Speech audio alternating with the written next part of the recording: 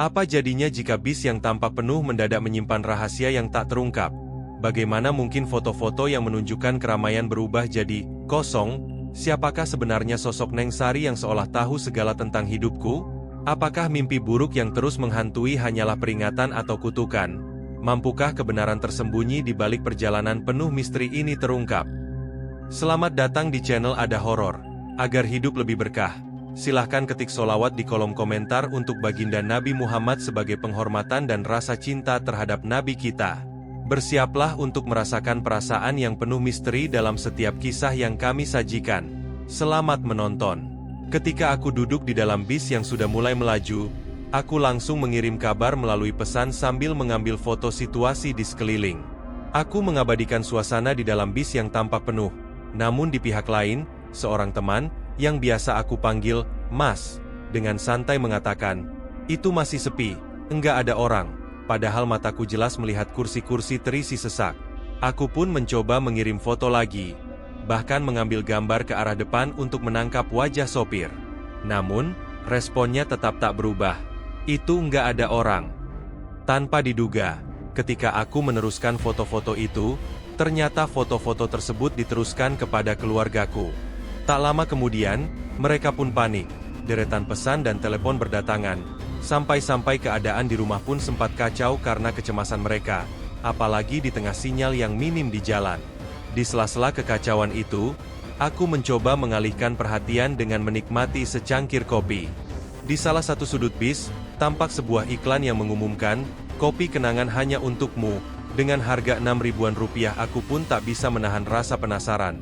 Rasanya yang istimewa seolah mengingatkan pada kopi-kopi mahal. Aku seruput dengan penuh harapan, berpikir, ini kopi andalanku. Sambil menyarankan kepada penumpang di sebelahku, "Coba deh, minum yang satu ini." Perjalanan pun berlanjut, dan aku mengenang kembali peristiwa waktu aku masih duduk di kapal menuju Lampung. Saat itu, di tengah perjalanan, aku melihat pemandangan yang aneh. Ada sesuatu yang menyerupai Gunung Kembar 4, yang menjulang dengan bentuk tak lazim. Aku belum pernah menyaksikan gunung seperti itu sebelumnya. Biasanya, aku cuma pernah melihat 3 atau bahkan 2, tapi keempat itu jelas dan mengesankan, seolah-olah gunung itu sedang berjalan di samping jalur perjalananku. Di darat, pemandangan itu tampak semakin dekat, dengan pepohonan pisang yang tampak sangat matang di sepanjang sisi jalan. Rasanya seakan alam sendiri turut bercerita dengan bahasa yang tidak mudah ditebak. Di dalam bis yang semakin bergemuruh oleh percakapan dan deru kendaraan di luar, aku duduk di samping seorang wanita parubaya yang mengenakan pakaian bergaya tradisional dan batik khas Jawa. Wanita itu, yang aku sebut sebagai Neng Sari, duduk dengan tenang, sambil sesekali menawarkan sepotong tahu yang tampak disajikan dengan gaya khas Sumedang. Dengan logat Jawa yang kental, ia bertanya, "Mau tahu enggak?" sambil tersenyum tipis.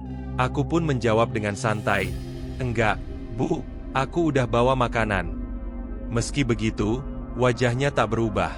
Ia terus saja menatapku dengan senyum yang aneh, seolah mengetahui sesuatu yang tak bisa kujelaskan. Percakapan kami berlanjut secara aneh. Di sela-sela obrolan ringan, tiba-tiba ia mulai bercerita tentang pengalamannya dan keluarganya. Dengan nada yang semakin mendalam, Neng Sari berkata, "Embah, kamu udah meninggal, loh," yang membuat jantungku berdegup kencang. Aku terkejut, mencoba mengalihkan pembicaraan. Namun ia terus-menerus menanyakan detail tentang keluargaku, mulai dari jumlah saudara, sampai dengan kepergian adik kecilku yang sudah lama meninggal. Kata-katanya terucap dengan begitu tepat, seakan-akan ia tahu semua tentang diriku. Sambil sesekali menggenggam tanganku, ia berbicara dengan intonasi yang berubah-ubah, kadang lembut, kadang tiba-tiba meninggi, membuat aku merasa seolah berada di ambang antara kenyataan dan mimpi buruk. Tak lama kemudian, suasana di dalam bis semakin aneh. Aku melihat ke sekeliling, mencoba memastikan apakah bis itu benar-benar penuh seperti yang kulihat, atau hanya ilusi. Setiap kali aku mengirim foto melalui pesan, selalu ada perbedaan. Yang satu menunjukkan bis yang ramai, sementara yang lain dikatakan kosong oleh sosok di ujung pesan. Aku sempat berpikir, mungkin ini cuma lelucon atau prank belaka. Namun keadaan semakin menegangkan. Suasana pun berubah drastis ketika tiba-tiba bis berhenti di sebuah titik yang tak kukenal. Aku pun punah sejenak, mataku terbelalak, saat sinyal telepon tiba-tiba menghilang dan segala komunikasi pun terputus. Tanpa sempat banyak berpikir, kelelahan mulai menyergap. Aku merasa sangat mengantuk, hingga akhirnya terlelap dalam keadaan setengah sadar. Saat aku tertidur, dalam mimpiku, sosok Neng Sari muncul berulang kali. Wajahnya tampak berbeda, bibirnya seolah retak, matanya menyala dengan warna merah menyala, dan senyum lebarnya yang tidak wajar selalu menghantui setiap mimpiku. Di setiap malam, ia datang dalam mimpi, seakan mencoba menyampaikan pesan yang dalam, membuat aku tak pernah merasa tenang lagi. Ketika akhirnya aku terbangun, suasana pun berubah drastis. Aku baru sadar ketika keluargaku sudah menunggu di terminal. Mereka tampak gelisah, dan ayahku yang biasa ku kenal sebagai Mas Arif, yang kini aku gantikan dari sosok saksi asli, Mas Iki, langsung memarahi, "Cepat turun! Turun sekarang!" Aku pun dengan gemetar turun dari angkot yang ternyata bukan terminal biasa, melainkan tempat yang seolah-olah diatur oleh kekuatan yang tak bisa kupahami. Di luar, jalanan tampak kacau, lalu lintas padat, dan segala hal yang terjadi dalam beberapa menit itu seakan menjadi kenangan yang terus menghantui. Setelah turun, aku dibawa pulang oleh orang tua, dan di rumah, keadaannya makin tidak menentu. Ibuku menangis, sementara ayahku berusaha menenangkan dengan berkata, "Mungkin ini cuma efek kelelahan, Nak." Namun, setiap kali aku mencoba menceritakan kembali pengalaman di dalam bis, tentang foto yang menunjukkan bis penuh padahal katanya kosong, tentang Neng Sari yang tahu segala sesuatu, tentang mimpi-mimpi yang selalu diwarnai sosok wanita berlogat Jawa itu, tak satu pun dari mereka percaya. Hingga akhirnya, aku bahkan harus menjalani pemeriksaan dan mendapatkan bantuan dari orang-orang yang dianggap pintar dalam hal-hal gaib, agar bisa mengusir bayang-bayang menyeramkan itu. Hari demi hari, meski waktu berlalu, bayangan Neng Sari tak kunjung pergi. Bahkan setelah aku kembali ke kehidupan normal di sekolah, setiap malam aku masih terjaga oleh mimpi-mimpi buruk yang selalu menampilkan sosok wanita itu. Wajahnya yang tak berubah, senyum yang tiba-tiba menyeringai, dan tatapan yang seolah menembus jiwaku. Aku pun mulai terbiasa dengan keadaan yang seolah-olah menggabungkan antara dunia nyata dan dunia halus. Bahkan dalam momen-momen sederhana, seperti ketika aku harus menepi sejenak untuk membuka HP dan membaca Al-Quran agar bisa tertidur, bayangan itu selalu muncul kembali, membuat aku merasa seolah tidak pernah lepas dari cengkeramannya. Di sela-sela waktu, ada pula momen aneh lain yang tak bisa kulupakan. Saat aku tengah dalam perjalanan lagi, perjalanan yang membawa aku dari satu kota ke kota lain, dari Lampung menuju Bekasi, aku sempat menerima pesan dari seorang gadis yang mengaku pernah mengalami hal serupa. Gadis itu, yang kini aku panggil Laila, mengirimkan DM dan bercerita tentang perjalanan pulang kampungnya yang diwarnai oleh kejadian serupa. Bis yang penuh sesak tapi ternyata kosong, suara anak kecil menangis di tengah keramaian, dan bahkan pengalaman kesurupan yang membuatnya tak mampu mengingat setengah dari perjalanan tersebut. Ia pun mengingatkan, "Hati-hati, jangan ngebut-ngebut, terutama saat mudik." Kata-katanya mengandung makna yang dalam, seolah memperingatkan bahwa ada sesuatu di balik kesan normalnya perjalanan yang kita anggap rutin. Akhirnya, setelah berbagai kejadian aneh yang membuat bulu kuduk berdiri, aku pun mulai menerima bahwa apa yang kualami bukan sekadar kebetulan. Perjalanan yang dimulai dengan hal sepele, mengirimkan foto situasi di dalam bis, berubah menjadi rangkaian peristiwa supranatural yang mengubah hidupku. Walaupun aku telah mencoba untuk melupakan, setiap malam mimpi buruk itu kembali menghantui.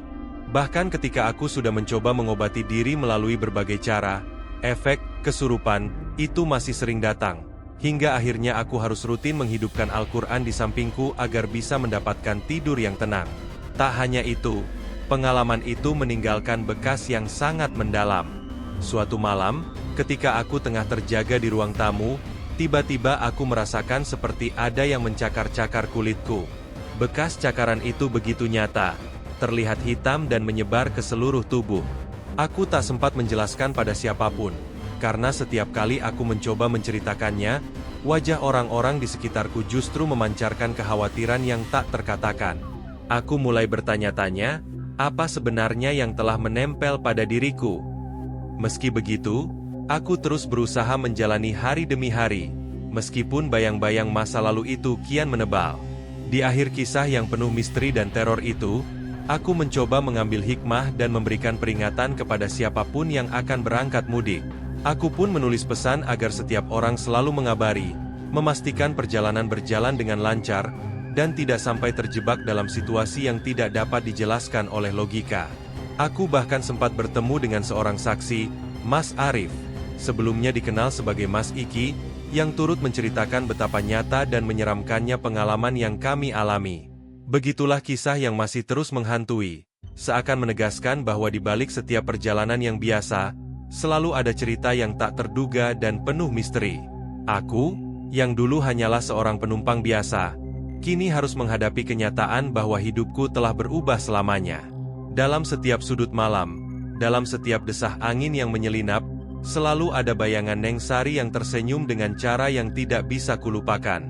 Semoga, dengan berbagi cerita ini, setiap orang yang membaca dapat lebih berhati-hati dan selalu ingat untuk pulang dengan selamat kepada keluarga tercinta, meski dunia kadang menyimpan rahasia yang tak pernah kita bayangkan sebelumnya. Jika kamu suka dengan cerita-cerita seperti ini, jangan lupa untuk like, subscribe, dan tekan tombol loncengnya agar kamu tidak ketinggalan cerita-cerita seru lainnya.